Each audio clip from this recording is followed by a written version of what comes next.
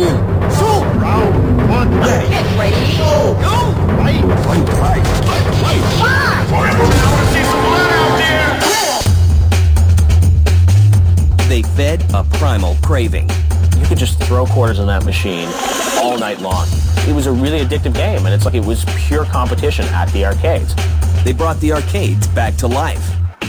Street Fighter was the biggest catalyst for arcades, biggest source of rebirth.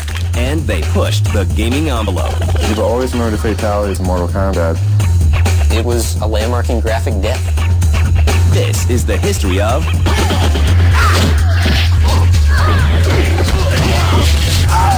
fighting games. Flawless victory.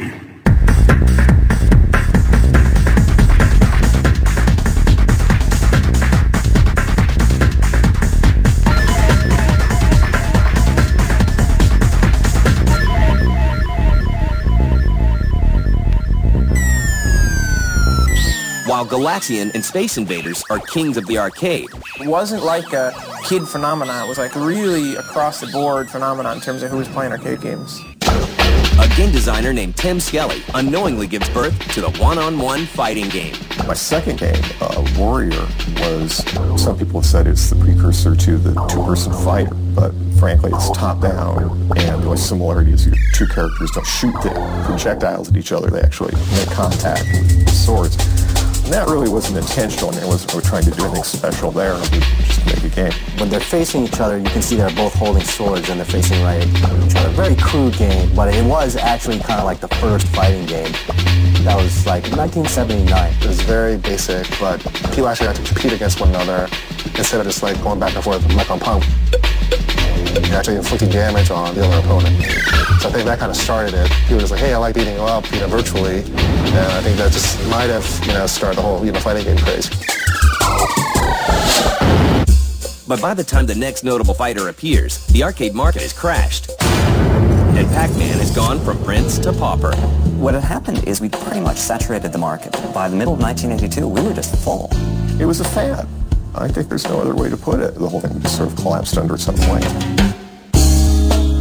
But a small handful of survivors continue to make games. 1983, the arcades were kind of going downhill.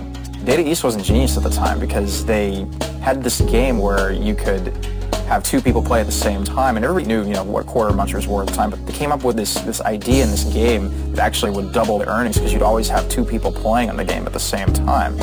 Karate Champ, it's an arcade game from 1983 by Data East. It was the first two-player arcade fighting game with dual joysticks on each side. You did special moves in the game and your movement from left to right with the dual joystick. Basically face off against your opponent, and it was a straightforward karate game, and it was very basic because you basically walk up against each other and you'd start hitting each other. But it was tons of fun because you were facing off against your friends. In 1984, Konami introduces countless gamers to carpal tunnel syndrome with Yi Ar Kung Fu.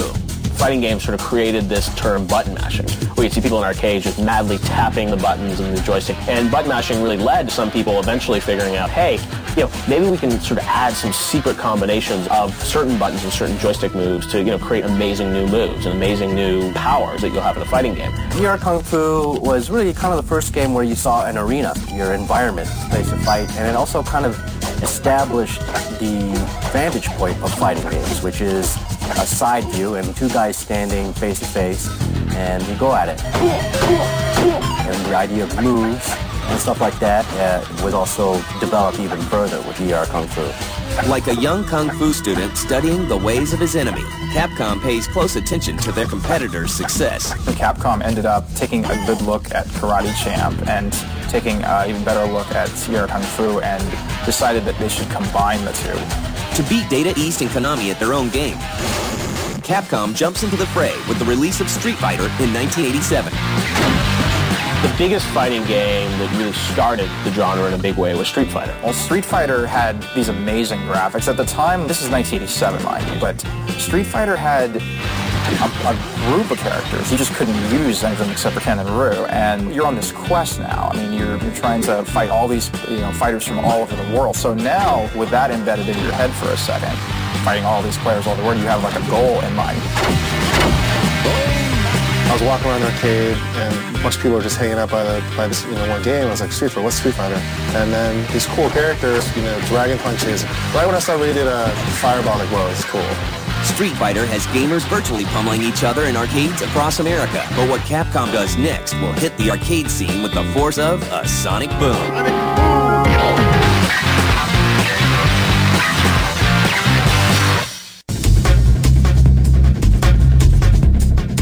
The first Street Fighter proves to Capcom that gamers will pay good money to lay the smackdown on their friends. And in 1991, they kick it up a notch with Street Fighter II, The World Warrior. Street Fighter II was the fighting game that really sort of took the world by storm. This was really sort of the peak of arcades, sort of in the early 90s, and everyone was going to arcade basically for two things: racing games and fighting games. And Street Fighter was the ultimate fighting game. Street Fighter was the biggest catalyst for arcades, the biggest source of rebirth. Street Fighter 2 really showed who really was a hardcore player, because you could really get your ass handed to you unless you knew what you were doing decisively. It was so addictive because the moves were so detailed and it was so competitive. You could just throw quarters in that machine all night long and still have fun. Whether it's fighting against a computer or fighting against a friend. It was pure competition at the arcade. Just earn, tens of millions of dollars and kept them all over the place, and breeds people to come back to the arcade because they want to get better at the game. Well, there's really no glory in saying that you're like awesome at Pac-Man. Yeah, I rule at Pac-Man, right, big deal, who cares? With Street Fighter, it's kind of like a level of respect. You walk in the arcade and see these guys play for hours, and there will be all these court tokens lined up on the machine. The games that were addictive, that kept you wanting to come back again.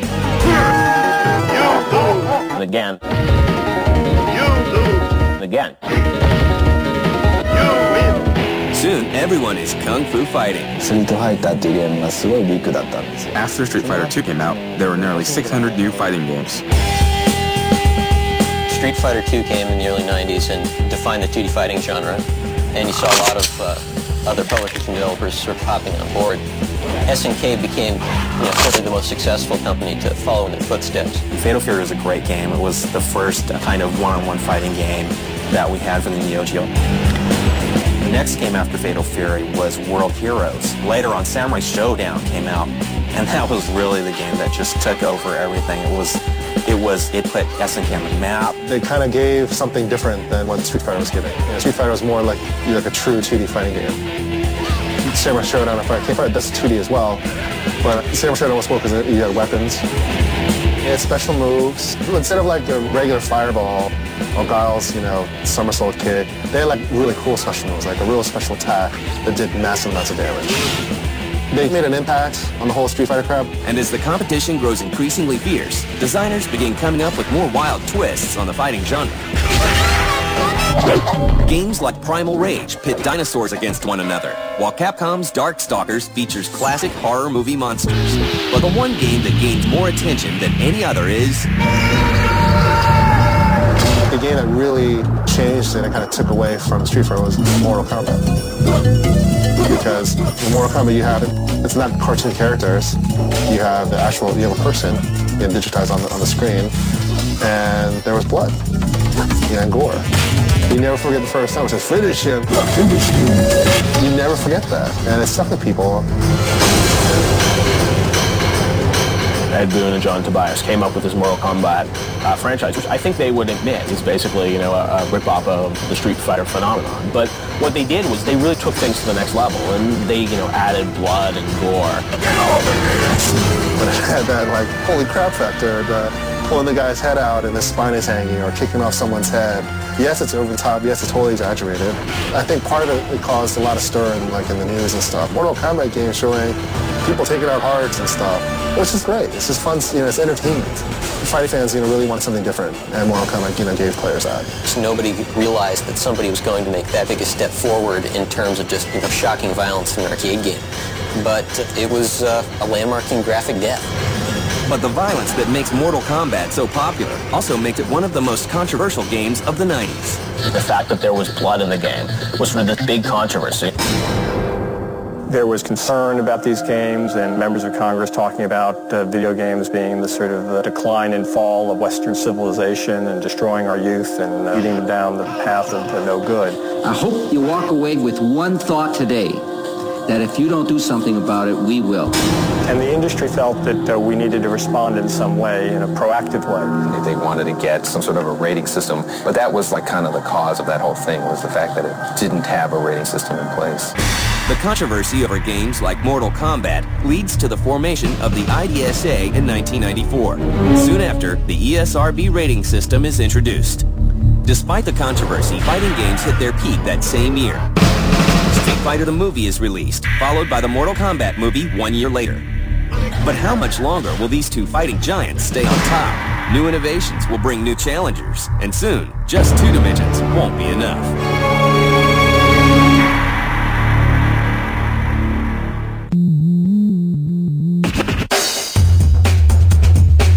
By 1993, 2D fighters are everywhere. While the makers of Street Fighter and Mortal Kombat churn out sequel after sequel, Sega's Yu Suzuki works on a new kind of fighter. The president of Sega realized that Capcom had a fighting game called Street Fighter 2 that was very popular. He asked me to come up with a game that could be competitive in this field, and I said, I don't know if I'll be successful, but of course I'll give it a try. I decided that I like to combine the 3D that I was always interested in with a fighting game.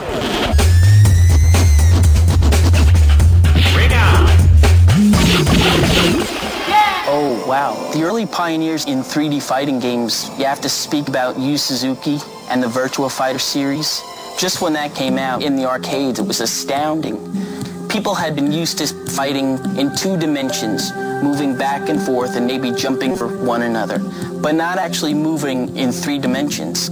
And seeing fighters who had depth, it really was a revolution. Virtua Fighter really opened up a can of worms because they opened up a whole new realm of possibilities for the player.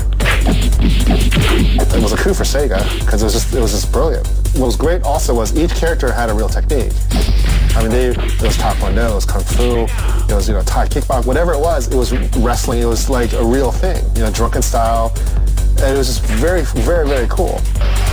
And just like with the 2D craze, other companies come out with their own clones. Virtua Fighter really birthed this whole 3D fighting revolution, which was then followed on by, games like Tekken. All those games really took this 3D fighting methodology to a whole new level. Tekken kind of concentrated on the story of Heihachi and Jin, like the Mishimas, and a lot of stuff going on with those characters. And it seemed like every single Tekken you wanted to know what was going on with the storyline. Tekken, it has that whole techniques, the counter stuff, but it's much faster than Virtua Fighter. And I think people were like jazzed about the Street Fighter games. There's like, is there a 3D fighter out there that's kind of more for our fighting style? And I think Tekken was that game. And other companies like Tecmo, they just took the ball and absolutely ran with it. And you can see that in Dead or Alive. I like Virtua Fighter, but if I use different ideas to describe it, I would say it's an old traditional sushi restaurant. And on the contrary, DOA is like a sushi bar with roller skating girls serving wasabi on the sushi. It's fun. As competition between fighting games grows increasingly fierce, developers jump through hoops to draw in gamers.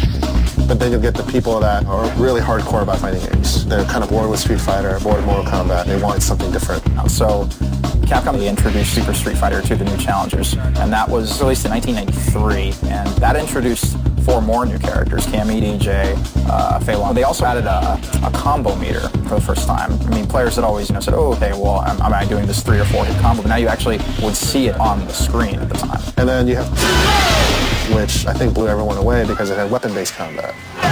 You had Samurai Sword, you had Nunchaku, you had bow staves, you had spears. And it was beautiful because they had all these sweeping effects and whooshes and sparks when weapons playing together. And then you have Dead or Alive.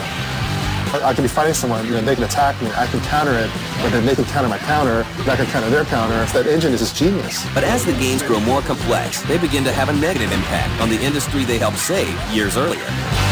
The more complex the game gets, like Virtua Fighter was, you're definitely going to lose players. By moving anything to 3D, there's obviously the risk of making a game too complicated or, adding too many buttons. And I think there have been some fighting games that just, are just not fun because there's so much to do or the learning curve is so high.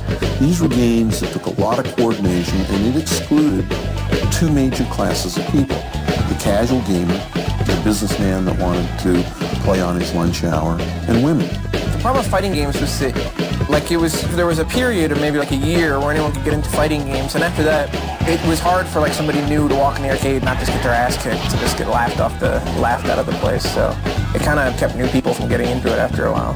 As the arcade market declines again, fighting games will have to find a new place to call home.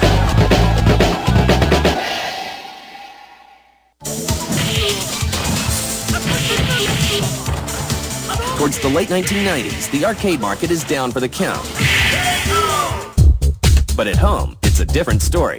At one point, players were still playing fighting games in the arcade, and they would play at home on lesser versions of the same game. Like Super Nintendo, people would play Street Fighter 2, but they'd still go to the arcade because it looked better, it played better. But then with a game like Tekken in the arcades was built on a version of PlayStation hardware. So what you have is a game that is very easy to be transitioned to the home console. So what happened was that these guys who were spending quarters night after night into these arcades, spending sometimes hundreds of dollars a month, were able to buy a console like the PlayStation and play it basically for free at home once you bought the game for 40 or 50 bucks. By the mid to late 90s, players could get something that was almost as good as or better than the arcades on their home consoles for less money. So why do you go to the arcades to play your games when you don't have to? So what happened was that people started gravitating towards playing a lot of these fighting games in the home, and the home consoles were so powerful then that it was basically arcades kind of lost their luster. Not only are home console fighters matching their arcade counterparts, some are even surpassing them. When the Dreamcast launched in September of 1999, one of its launch titles was Soul Calibur, a game from Namco. And that was one of the best fighting games, and it sold extraordinarily well right out of the gate. After the launch of the Xbox, Microsoft was really lucky to have Mr. Itagaki and Team Ninja sign on to do a Dead or Alive 3 game for the Xbox. Every console needs a great fighting game to launch. That's one of the core genres of consoles, and Xbox got that great fighting game in Dead or Alive 3, and it really helped the platform. Dead or Alive 3 did very well on Xbox. They showed the world exactly what the Xbox could do. He expanded on the notion of multi-tiered stages. Not only could you knock somebody off a platform, say, but you could knock them off a huge platform, and they would go through a floor and bounce down. But the old 2D fighters that started it all aren't gone for good. Old rivals team up, and new franchises such as the Guilty Gear series ensure that gamers with the 2D itch have a place to go. 3D fighting games have been a focal selling point now in the fighting game genre. A lot of players don't want to hear about that. They still love 2D games, and even me personally, I prefer 2D fighters. I think the best 2D fighter out right now is Guilty Gear X2 Reload. Capcom had suffered some reversals. Street Fighter 3, for instance, was not a big success in North America. SNK's later King of Fighters games, 99 and beyond, got kind of a mixed fan reaction. So they got together and decided to, let's settle our differences and give fans what they want. So they created a lot of different crossovers, Capcom vs. SNK and Capcom vs. SNK 2, which were straight 2D fighters. Today, fighting game tournaments such as the Super Battle Opera Championships and the Evo 2K competitions feature both 2D and 3D fighting games. Thousands of players from all around the globe duke it out for cash prizes and pride. Meanwhile, fighting games continue to evolve. Now game machines are powerful enough. A big trend with fighting games is that now, it's not just a static environment, you can actually use the environment against your opponent. Even a game like Def Jam, Fight for New York, you can throw your opponent in front of the subway train and have the subway train run them over. Mortal Kombat, I think, is like the success story. They died in the arcades, and then all of a sudden they come up with Deadly Alliance, which makes me, but they kind of went back to the roots. A lot of blood, gore, fatalities, but they just overhauled the engine. They moved to a 3D space. It was just phenomenal. Online is going to become a really important part of fighting games. And I think the idea of facing off against your friend in a fighting game is really, really exciting. And that sort of brings back what it feels like in an arcade to be against each other and punching each other. And it's like, hey, I got you there, and having fun that way. Fighting games have gone from ruling the arcades to dominating home consoles. They've pushed gaming to its limits, both technologically and morally. There's no denying that fighting games helped shape the world of gaming into what it is today. Every time I see a new game, the new Mortal Kombat, the new Dead or Alive, Alternate, I'm just blown away like how much we've evolved. Games are going to evolve, they're going to be much better. In the end, the real winners are us, the gamers, who get to play these awesome fighting games. You win! I have to use the codes. BBA, BBA. I've seen the Teenage Mutant Ninja Turtles naked. L1, L1. Zelda naked. Left, left, left. Mario, no pants. AB, AB. R1, R1, R1. Lakers, naked. Master Chief, Pittsburgh Steelers, Manchester United, but naked. R1, R1, R1, R1. Get the latest cheat codes and walkthrough strategies for Oddworld, Stranger's Wrath. Cheat. Tuesday night at 10 Eastern, 7 Pacific.